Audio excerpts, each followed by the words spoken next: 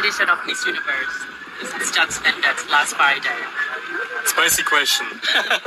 I learned, especially since I'm so active myself in pageantry, being in a public display, not to judge from far away. If I can say one thing though, and everybody here is a pageant fan and you know what's going on. Personally, it's not a good look for the pageant. Right? Whether it's true or false, what's happening right now. And it may be good for business, but I think about the long-term branding of Miss Universe. Because Miss Universe is the highest of the high, and it's supposed to be setting a standard.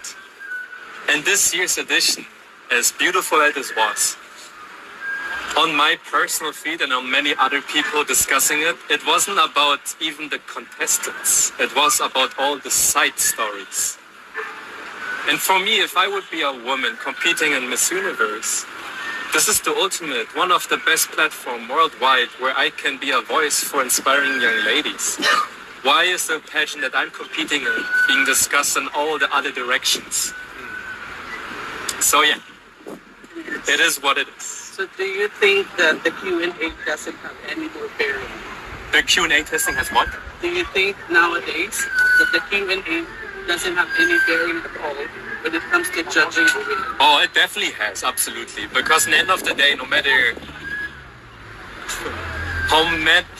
I need to be careful with my English. No matter how much influence a pageant might be, when you are on stage and you worked so hard to be there, you are alone and you can still mess it up.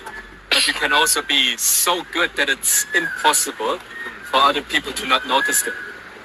And the Q&A section is one of the most important. I mean, if we're gonna reduce that and if you say it's irrelevant, what is it then about? Because it takes a certain character to be on stage with a time limit, under pressure, talking about very complex topics, to simplify it in such a small frame.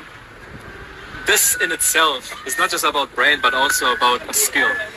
And I think if you want to be a public speaker for an international brand, like what I'm doing right now, you need to be fit for that.